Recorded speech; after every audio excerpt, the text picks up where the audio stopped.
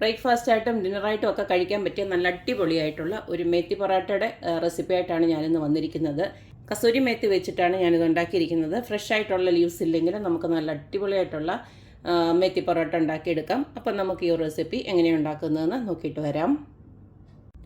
മേത്തി പൊറോട്ട ഉണ്ടാക്കാനായിട്ട് ഇതുപോലൊക്കെ ഞാൻ ഉണങ്ങിയ കസൂരി മേത്തിയാണ് എടുത്ത് വെച്ചിരിക്കുന്നത്. അതായത് ഉണങ്ങിയ ഉലുവ ഇല അത് വെച്ചിട്ട് നമുക്ക് മേത്തി പൊറോട്ട ഉണ്ടാക്കാം. അപ്പോൾ ഞാൻ 1 കപ്പ് മേത്തി ലീവ്സ് ഇതുപോലത്തെ ഞാൻ ഒരു ബൗളിലാണ് ഇട്ട് കൊടുത്തിട്ടുണ്ട്. ഇനി ഇതിലേക്ക് നമുക്ക് കുറച്ച് ചൂടുവെള്ളം ഒന്ന് ഒഴിച്ചു കൊടുക്കാം.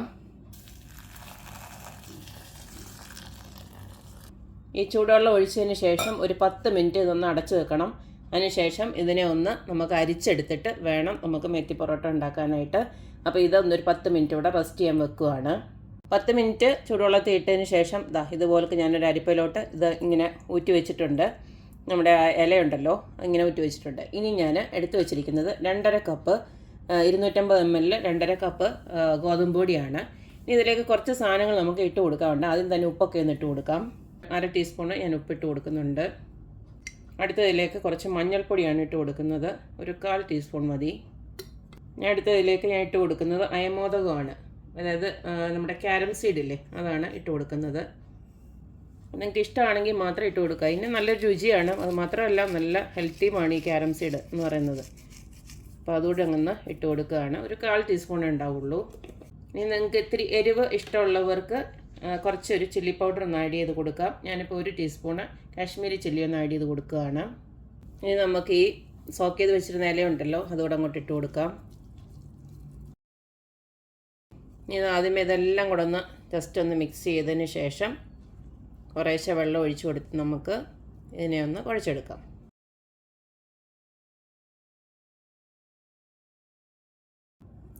ഒരു 1/2 കപ്പ് വെള്ളം ഒഴിച്ച് ഇതുപോലെ തന്നെ കട്ടി തന്നെ കുഴച്ചെടുത്തിട്ടുണ്ട്.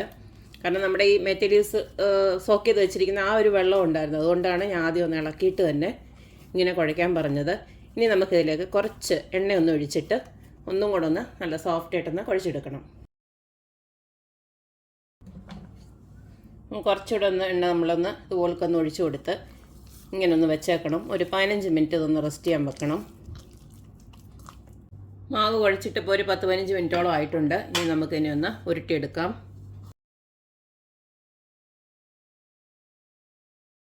ഇതുപോലുള്ള 12 ബോൾസായിട്ട് ഞാൻ ഉരുട്ടി വെച്ചിട്ടുണ്ട്.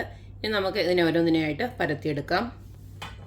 കുറച്ചൊന്ന് ഗോതമ്പ് പൊടിയിൽ മുക്കിയിട്ട് നമുക്ക് സാധാരണ നമ്മൾ ചപ്പാത്തിയൊക്കെ പരത്തുന്നില്ലേ അതുപോലെ തന്നെ പരത്തിയെടുക്കാം.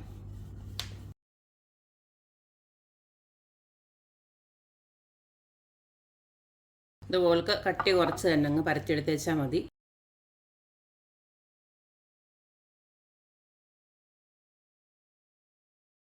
ഈ സെയിം തന്നെ നമുക്ക് പറാട്ട മാതിരി ആക്കണമെങ്കിൽ ഒന്നുമില്ല, ഇതുപോലൊക്കെ ജസ്റ്റ് ഒന്ന് പരത്തുക. ഇതുപോലൊക്കെ മുറിക്കുക. ഇനി ഇതുപോലൊക്കെ ചുരുട്ടിയെടുക്കുക. എന്നിട്ട് ഇങ്ങനെ അങ്ങ് പ്രസ് ചെയ്യുക. അപ്പോൾ ഇച്ചിരി ഒരു ലെയറായിട്ട് കിട്ടുന്നത് കണ്ടോ. ഇനി ഇതിനെ ഒന്ന് ജസ്റ്റ് പരത്തിയെടുത്ത് കഴിഞ്ഞാൽ നിങ്ങൾക്ക് മേത്തി പൊറാട്ട. ഞാനിതുവരെ ചപ്പാത്തി രീതിയിലാണ് ആക്കിയത്. ഇത്രയേ ഉള്ളൂ. ഇച്ചിരി കൂടെ മെനക്കേടാ, അത്രയേ ഉള്ളൂ.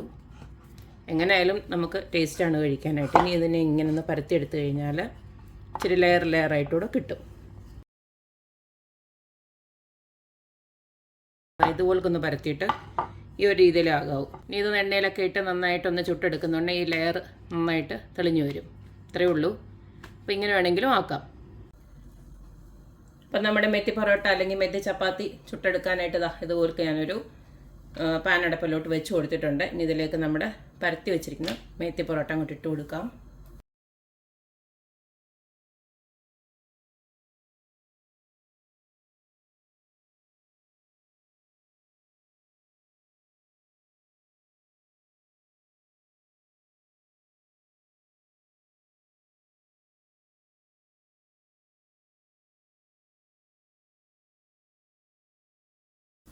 അപ്പോൾ കണ്ടല്ലോ, ഇത്രയേ ഉള്ളൂ നമ്മുടെ അടിപൊളിയായിട്ടുള്ള ഹെൽത്തി ആയിട്ടുള്ള മെത്തി ചപ്പാത്തി ഉണ്ടാക്കാൻ.